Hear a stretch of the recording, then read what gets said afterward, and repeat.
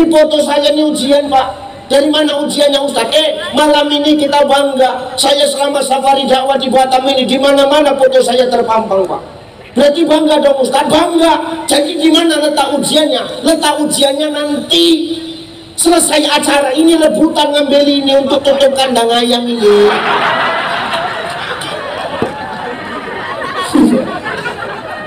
Disitulah ujian berat kita. Hari ini wajahku bersih, besok udah bertai-tai ayam.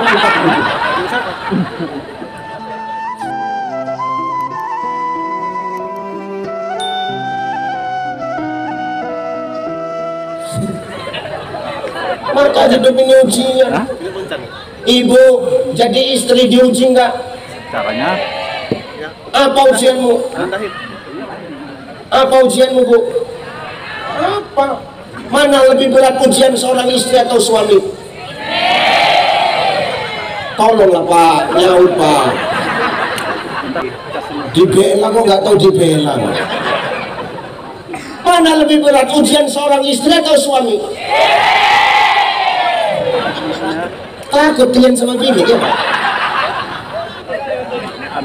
Jangan kau membela dirimu. Jadi suami ini pikirmu gampang. Wah, tanggung jawabnya besar Bu. Jelas teman-teman. Terutama ketika kita jadi suami, kita yang cari nafkah dalam rumah tangga besar ini. Kok pikir enak jadi suami ini? Setengah mati takut. Pergi pagi pulang petang, dan kadang nggak pulang-pulang. Rupanya bukan cabang.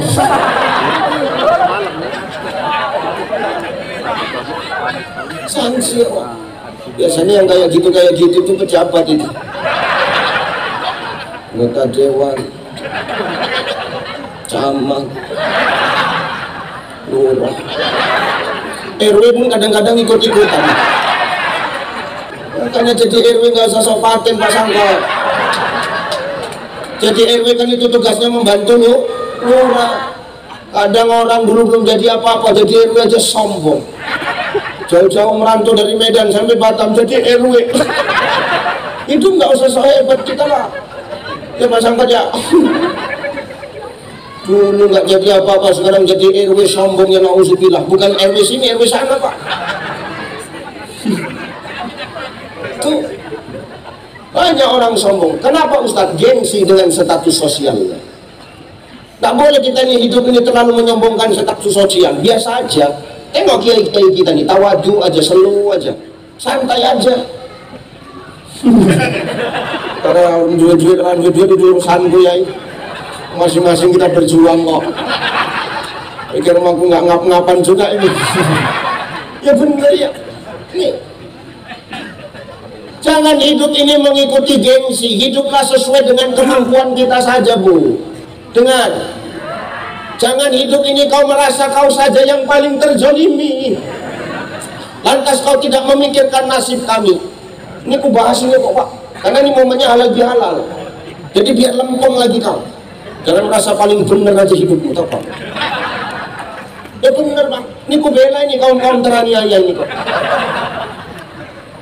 Ya, tengok, NU sekota Batam, laki-lakinya tinggal ini kan hampir punah ini model-model begini.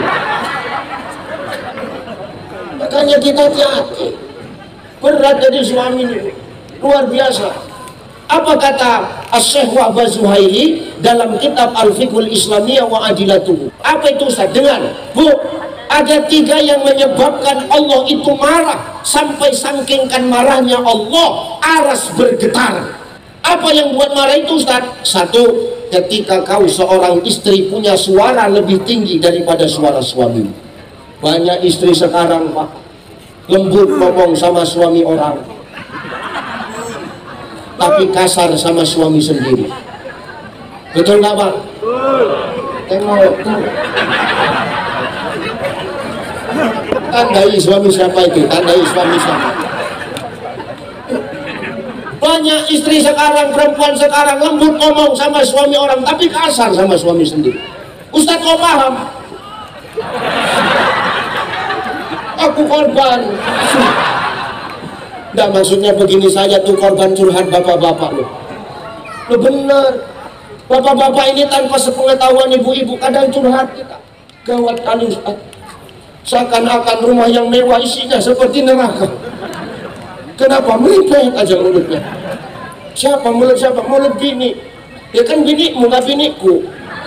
Rupanya bini Ustaz nggak gitu juga. Kayak gitu. Nih.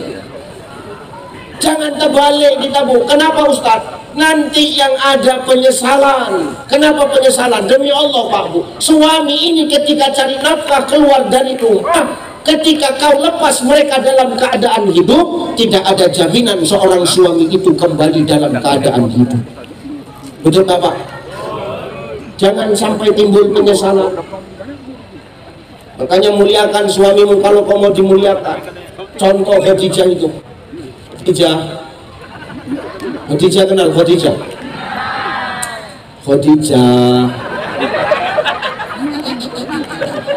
Khadijah itu sepertiga tanah Arab, harta dia punya semua Bapak.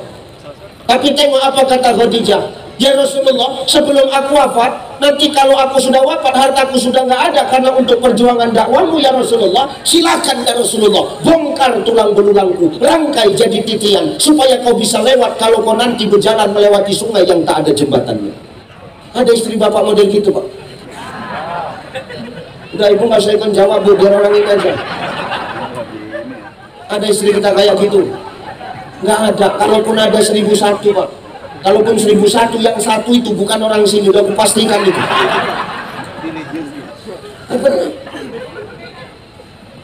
Tuh Khadijah tuh hebat.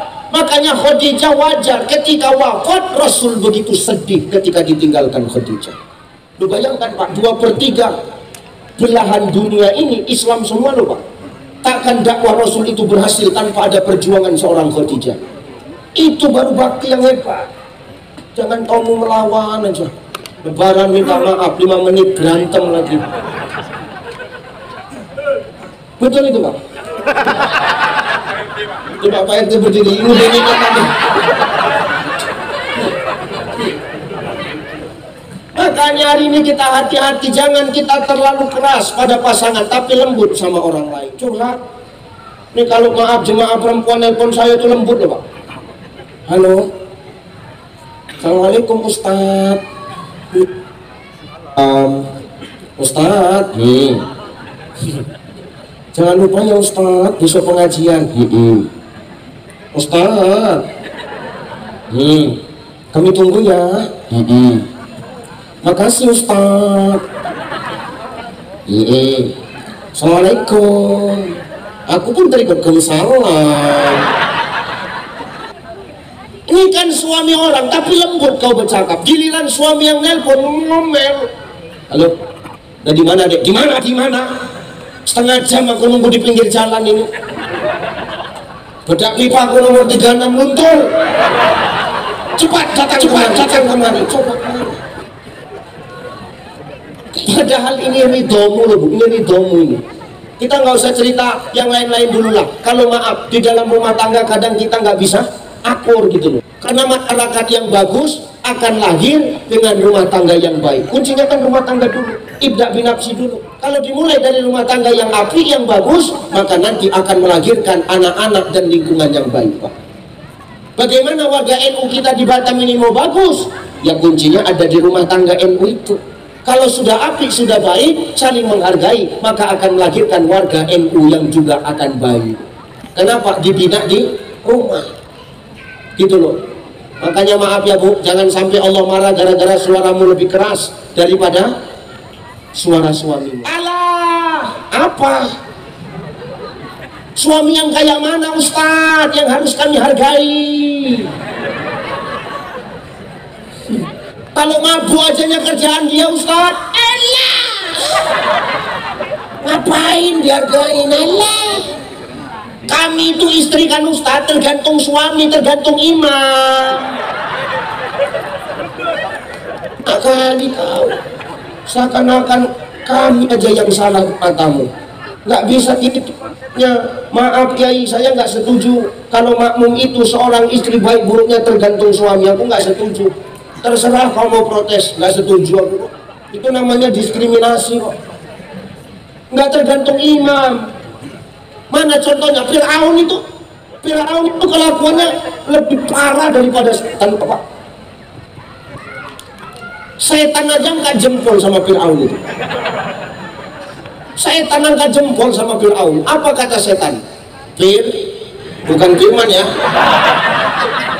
Firaun ini Firaun, bukan firman. Namanya Firaun ya, Firlah manggilnya.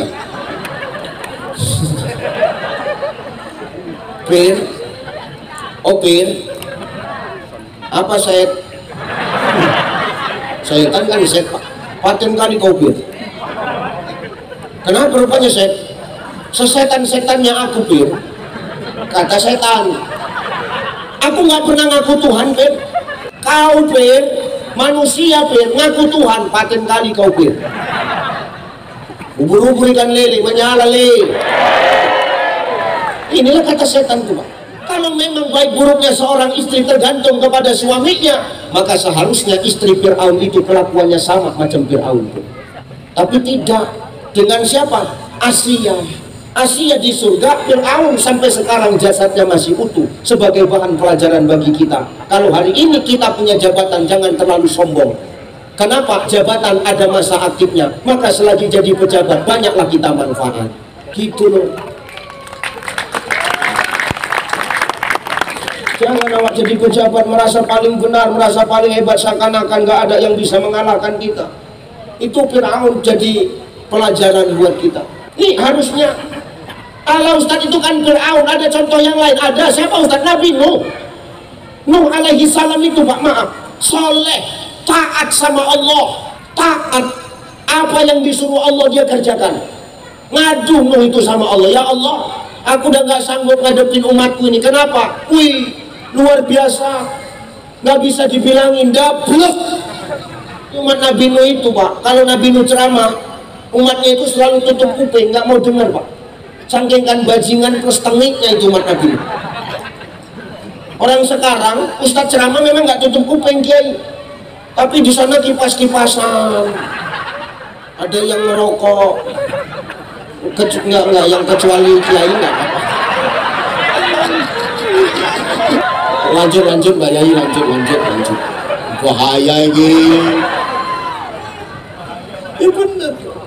Nuh itu. Jadi maumu apa Nuh? Habiskan saja umatku ya Allah. Ya udah Nuh. Kalau gitu Nuh, kau buat kapal Nuh. Buat kapalnya dari apa? Dari kayu lah. Kayunya mana? Tanam dulu. Bayangkan Pak, buat kapal dari kayu, kayunya sepenak. Nunggu panennya dia berapa tahun? Begitu kayu panen, mulai ditebang, mulai disusun, kapal mulai dibuat di tengah padang pasir. Orang-orang mengolok-olok Nuh. Gila Nuh. Masa buat kapal di tengah padang pasir? Macam mana mau berlayar? Gak ada pikirannya ini, gila-gilanya ada ini katanya. Tapi Nuh gak ngapain nih, Pak. Nuh gak ngapain nih, Bu. Dia tetap istiqamah dengan perintah Allah. Sampai waktunya semua umatnya naik, Nuh bawa umatmu, suruh masuk bahtera.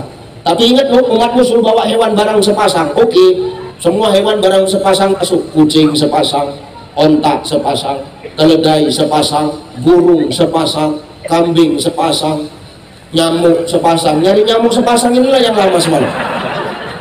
Semua mau ikut. Gak apa-apa ya, lanjut merokok aja ya, gak apa-apa. Ini kan cerita umat Nabi Nuh. Semua sudah naik. Wih ya Allah, hujan mulai turun, air mulai naik, kapal mulai bergerak, akhirnya kapal berlayar, Bapak Ibu. Nuh kehilangan sosok anak. Siapa? Kan'an. Orang tuanya saleh, tapi anaknya dableknya luar biasa. Jadi kalau ngomongi perbedaan, dari dulu sudah ada. Bahkan seorang anak dengan ayahnya pun berbeda pandangan. Makanya kita dikumpulkan di sini kan yang berbeda-beda ini. Kita kan supaya apa? Mengenyahkan perbedaan itu supaya menjadi ukhuwah. Ya perkara paham masing-masing ya masing-masing, nggak usah diperdebatkan, Bapak. Allah yang ngomong lana a'maluna wa lakum a'malukum wa nahnu lahu mukhlisun. Bagimu pahammu, yang penting kuncinya ibadah itu ikhlas. Apa yang perbedaan diperdebatkan? Bagiku pahamku, bagimu pahammu, yang penting ikhlas. Jadi apapun kita yang penting ikhlas. Jadi guru ngaji ikhlas, main hadroh ikhlas, jadi penyanyi ikhlas, jadi tukang sound systemnya ikhlas, jadi MC ikhlas, jadi pendakwah. Ngapain perbedaan itu direcokin, Pak? Lana a'maluna walakum a'malukum wa nahnu mukhlisun. Ngapain direcokin? Jangan sikit-sikit kita hari ini karena perbedaan lantas saling menyatakan antara kita. Betul? Ini yang nggak enak, Pak. Terakhir kita sama kita recok, terakhir kita sama kita yang berantem. Yang tepuk tangan siapa? Yang di luar kita. Ya Pak ya.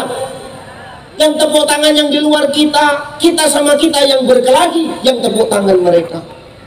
Jangan gara-gara itu kita ribut, sikit-sikit menyalahkan, sikit-sikit membid'ah-bid'ahkan, sikit-sikit mengkafirkan. Ngapain? Ya sudah, punya paham diikuti, yang nggak punya paham nggak usah ngerusuin gitu loh. Betul?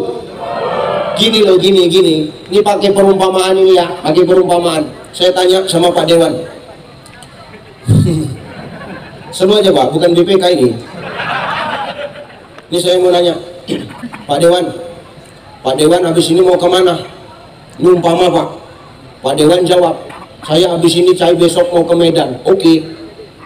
Kau mau kemana Cai? Ya mau ke Medan juga. Gitu kan? Pak Dewan naik apa? Saya naik kapal Cai. Kenapa Pak Dewan naik kapal? Suka aku lah. Kok pula yang ngatur? Aku pengen santai-santai Cai. Oh gitu, iya. Kau naik apa Cai? Aku naik pesawat. Kan gitu toh. Pertanyaannya, boleh nggak Pak Dewan melarang saya naik pesawat? Boleh nggak? Enak kali. Uang-uangku kok kau yang ngatur kan gitu. Biarlah aku naik pesawat. Nggak boleh beliau memaksakan saya naik kapal. Dan beliau punya mau pilih naik kapal silakan. Nggak boleh saya memaksakan beliau naik pesawat. Kenapa? Itu hak beliau, dan naik pesawat hak saya. Yang penting kan tujuan kita sama Pak. Kemana tujuan kita? Ke Medan. Perkara siapa yang sampai duluan, perkara siapa yang sampai belakangan, terserah. Yang penting tujuannya sama, kita di Medan. Begitulah hakikat kita beribadah ini Pak. Terserah apa pahammu, apa penting kuncinya ibadah itu ikhlas. Yang penting punya tujuan satu, tujuan ibadah hanya satu, haqqulillah, mengakui kebenaran Allah Subhanahu wa Ta'ala. Selesai. Maka kalau kita ngomongin perbedaan dari zaman Nabi Nuh pun sudah ada, anak sama bapak perbedaan pendapat. Bapaknya soleh, anaknya luar biasa dosanya. Lakinya soleh, istrinya luar biasa zalim kepada Allah dan suami. Maka ingat, ya Bu ya, ingat, jangan lagi punya pikiran baik buruknya istri tergantung kepada suami. Kenapa? Itu tidak jadi tolak ukur. Tapi Ustadz, suamiku sering salah. Namanya imam pasti pernah salah. Nggak ada imam yang nggak pernah salah, betul Pak? Di masjid Ubud, apa namanya ini? Bidayatul Hidayah. Pernah nggak nengok imam yang salah di sini? Ada nggak imam yang pernah selip di sini? Salah. Pertanyaannya, kalau kita nengok imam yang salah di masjid ini, kita marah, apa kita tinggal, atau kita ingatkan?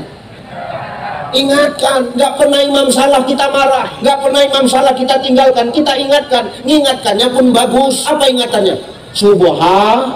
Subhanallah. Kan bagus Pak mengingatkannya. Jadi kalau kita punya imam di rumah yang salah, jangan dimarah, apalagi kau tinggal, tapi diingatkan. Itulah wanita, wajibnya menata, bukan mengatur. Wedo saiki akeh ngaturi ketimbang notone Pak. Wanita wajibnya menata, bukan ngatur. Menata sama mengatur itu tujuannya sama, tapi caranya yang berbeda. Dengar Bu,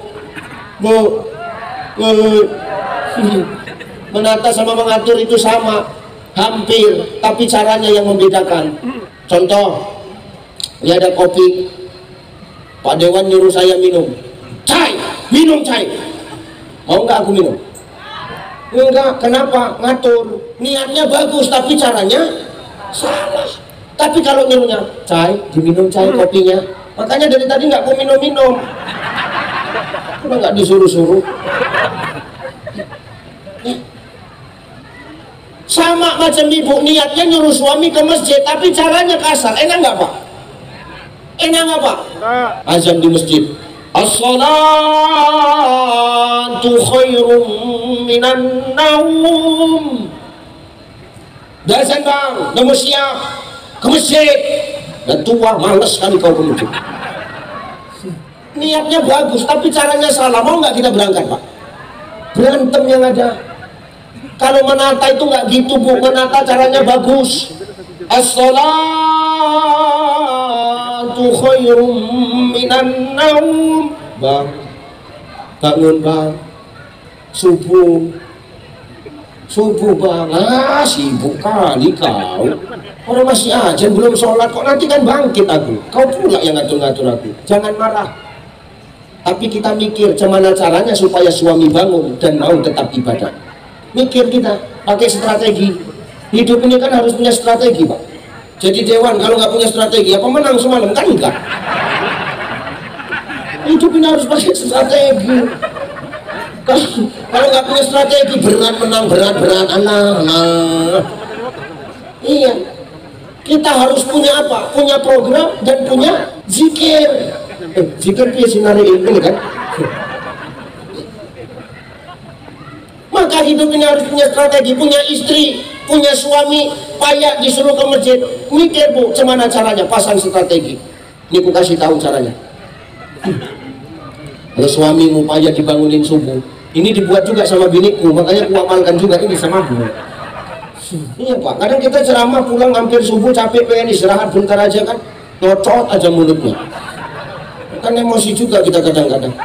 Tapi dia nggak pernah buat saya emosi. Kalau saya payah bangun itu Pak, dia punya cara. Cuman dipegangnya tapak kakiku Kiai. Suamimu ada tapak kakinya kan? Suamimu Bu, ini khusus yang punya suami yang janda, diem-diem aja ya. Jangan yang janda nyariin suami orang. Suamimu pun punya tapak kaki kan? Nah, kalau payah dibangunin subuh, itu tapak kakinya dilus-elus, diusap-usap Pak. Ustadz apa kena sepak? Ada aja jawaban. Ji aku iya. Gini Bu, kalau nggak mau kena sepak, aku kasih tahu caranya. Ini umpamanya kakinya.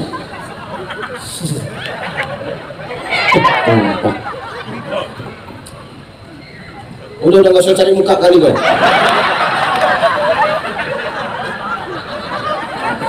Bisa ngambil sendiri kok. Kasihan Pak Camat. Ini umpamanya kakinya. Ibu jangan di sininya. Cemana lah penunjuknya coba? Ini kakinya, jangan di sininya. Kalau di bawah kakinya gini nanti, kalau kau senggol, kau usap tapak kakinya, dia terkejut kena sepak. Jadi cemana Ustaz? Dia tidurnya gini, ambilnya dari samping. Jadi gini caranya. Subuh bang, bangun. Nggak terasa Ustaz. Kenapa? Banyak kali kutu airnya. Itulah resiko jadi suami Pak. Ya kalau perempuan jelas al-jannatu tahta aqdamil ummahat, surga di bawah telapak kaki. Telapak kaki kita kutu air lagi aja Pak. Mana ada cerita lagi. Ya. Diusap kakinya. Nggak bangun Ustaz. Mikir. Cemana supaya bangun, pindah ke tempat yang lain. Cemana Ustaz? Naikkan sedikit. Betis Kiai, betis. Betisnya tuh. Bang, bangun subuh bang. Nggak terasa Ustaz. Naik sedikit lagi. Kemana Ustaz? Pahanya. Bang, bangun bang. Subuh. Nggak terasa. Jangan naik, nanti yang bangun lain. Jadi gimana Ustaz? Lah ibu kan di sini ikut wiridan, betul? Ibu ikut wiridan nggak? Kalau wiridan toh, malam Jumat kan yang wiridan toh. Yang ibu kan ada majelis taklimnya toh. Ada. Bapak-bapak kita malam Jumat ada majelis taklimnya ya. Itu. Walaupun majelis taklim perempuan sama laki-laki kadang beda ya nggak apa-apa Pak. Yang penting majelisan.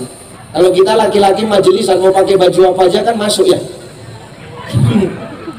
Pakai baju NU ya silahkan. Pakai kemeja putih kayak kiai kita ya nggak masalah. Pakai batian kayak aku ya no problem. Pakai kaos ya silakan. Tapi kan kalau ibu-ibu muslimat harus kompak. Satu hijau yang lain hijau, satu ngansur yang lain juga. Ini harus kompak. Ya kalau ibu sudah ikut majelis takliman, itu suami payah dibangunin, sudah dilus-lus gak bangun Ustaz, kan ada Yasin. Kata Nabi, ikra'u Yasin bimautikum, bacakan Yasin untuk orang yang mati. Bisa jadi suamimu sudah diobrak-abrik, dilus-lus, gak bangun-bangun, bisa jadi mati. Jadi cuman Ustaz ambil Yasin, bacakan ke telinganya, lembut aja. Bismillahirrahmanirrahim. Yasin wal Qur'anil Hakim innaka laminal mursalin. Itu ngamuk pasti. Kau maksud kau apa? Kau kalau memang udah nggak sur sama aku, bagus-bagus kau ngomong. Dulu kau ambil bagus-bagus biar kupulangkan, kau bagus-bagus, jangan kayak gini caramu, pasti gitu. Kalau suami marah, ibu nggak usah ikut marah, senyum, pegang pipinya, tatap wajahnya.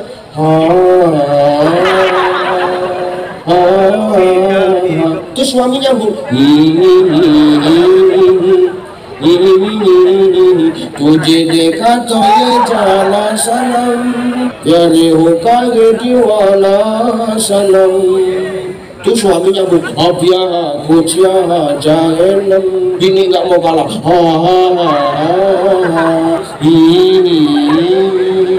Itu sampai zuhur mulai pak. Lulu nggak sholat subuh. Maka kita wanita ini jangan mengatur, tapi menata. Kalau sudah ditata dengan baik rumah tangga, maka yakinlah rumah tangga pasti bakal adem ayem. Amin. Bapak pun gitu pak, kita suami ini kalau sudah istri menata dengan baik, jangan sok paten, nurut aja. Oh, jam 11. Ya, nurut aja kalau sudah ditata. Berarti apa? Seorang istri peduli. Karena memang kita laki-laki ini tanpa seorang perempuan gak ada apa-apanya kita. Mau kiai kayak manapun kalau nggak ada perempuan, ala berat kiai, berat. Hebat nyawa anggota dewan gak ada istri, berat pak dewan, berat. Menyepak kaleng gitu. Ya benar pak. Ya pak dewan kan bisa jadi dewan karena ada doa istri tuh pak. Betul kan pak? Itu masih doanya, belum emasnya yang dijual untuk kampanye. Makanya hari ini kita yang laki-laki nggak usah so hebat lah. Kalau sudah istri kita menata dengan baik, manut saja pak, ikut saja selagi itu baik.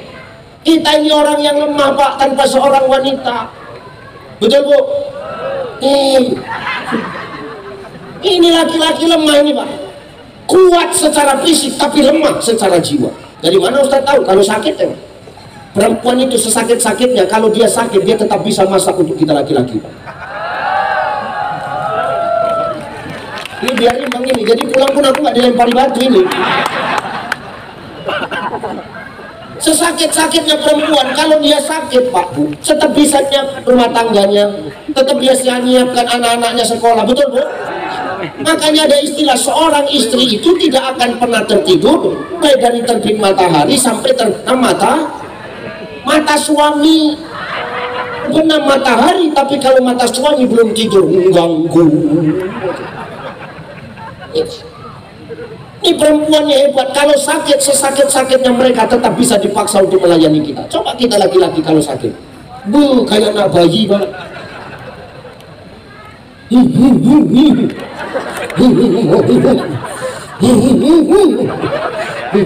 Sekalipun kiai.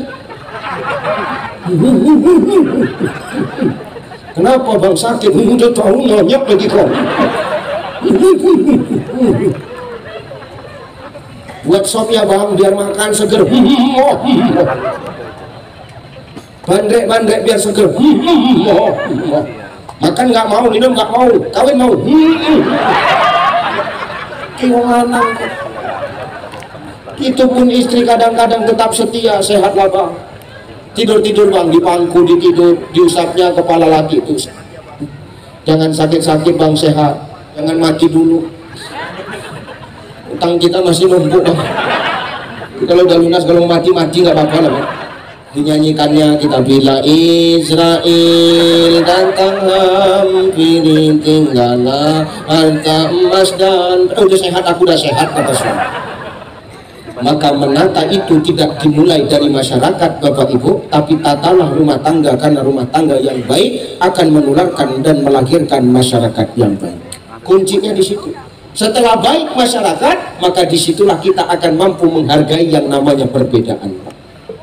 Kenapa? Kebaikan itu sudah ditularkan di dalam rumah tangga dan bisa dibawa ke masyarakat. Insya Allah perbedaan tidak lagi menjadi sebuah perdebatan, tapi perbedaan itu akan menjadi wadah untuk saling mengenal dan saling isi di antara kita, tanpa pandang pilih kasih dan pandang kasih sayang di antara kita. Semua kita akan berkasih sayang.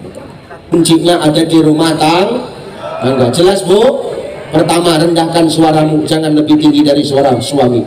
Yang kedua, apa Ustaz? Allah murka dalam rumah tangga ketika apa? Seorang istri itu kadang semena-mena memerintah suaminya. Merintah boleh, semena-mena jangan. Ya Bu ya, kita ikut pengajian siang-siang, dia dijemput sama kawan kita. Kak, cepat Kak, ini yang ceramah Ustadz Ucai, nanti ketinggalan, ya bentar, aku masih pakai jilbab. Gimbusnya jilbabnya menjungkit jilbab juga. Kalau Kak keluar dari rumah langsung naik ke motor, nggak pamit sama suami. Bang, aku pergi pengajian ya Bang, nanti kalau misalnya hujan jangan lupa angkat pakaian. Ini semena-mena. Apa salahnya ketika kau pergi keluar rumah, kau ambil tangan suamimu, kau kecup mesra tangan suamimu. Ini sepele Pak, tapi gede pahalanya. Orang tawaf nak mencium Ka'bah berebut, mencium Hajar Aswad. Tapi ketika di rumah, ketika kau mau keluar rumah atau suami cari nafkah, ketika itu kau kecup tangan suamimu, disitulah pahalanya sama seperti kau mencium Hajar Aswad. Di rumahmu ada Hajar Aswad, ini Hajar Aswad semua.